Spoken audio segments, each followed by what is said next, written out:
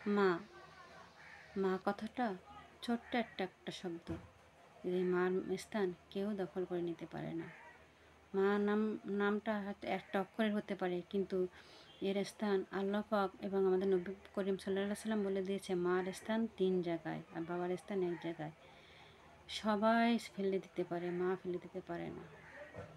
সন্তানের যখন কোনো কিছু হয়, সবার আগে কিন্তু মাই জানে। সবার আগে মাই জানে। সন্তানের কিছু হলে হয়তো মা তার সামনে কিছু প্রকাশ করে না, কিন্তু আসলে মার মনটা কিন্তু জ্বলে পড়ে ছাই হয়ে যায়। সন্তান বোঝে না, ভাই বোন সেটা প্রকাশ করে, বাবা প্রকাশ করতে পারে, আত্মীয় পরিজন সবাই প্রকাশ করতে পারে, কিন্তু মা প্রকাশ করতে পারে না।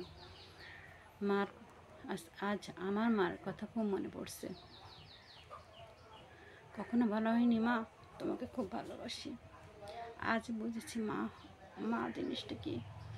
সন্তানের যখন কোনো কিছু হয়, সবার আগে মাই জানে।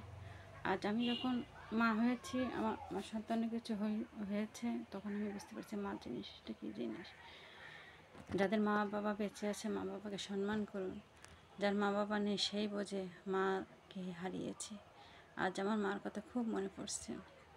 মাকে কখনো বলা হয়নি যে মা আমি তোমাকে অনেক ভালোবাসি, অনেক ভালোবাসি। আমার বিয়ের আগে আমার মাকে আমি সব থেকে বেশি ভালোবাসতাম, এখনও ভালোবাসি। বিয়ের পরে আমার স্বামীকে আমি বেশি ভালোবাসি। তাই সকল সন্তানদের বলছি, মা কী জিনিস সবাই বোঝো। যখন থাকবে না তখন বুঝবে মার স্থানটা কতটা বড় স্থান জুড়ে তোমার কাছে আছে।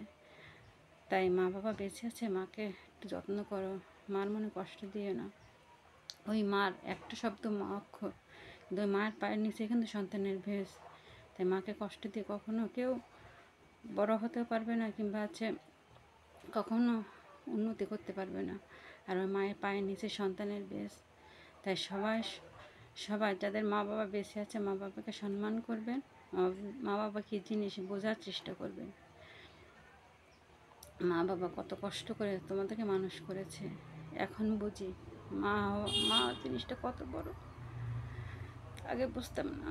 মা বলতো যখন মা হবি তখন বুঝবি। এখন বুঝি মা হওয়া কতটা কষ্ট।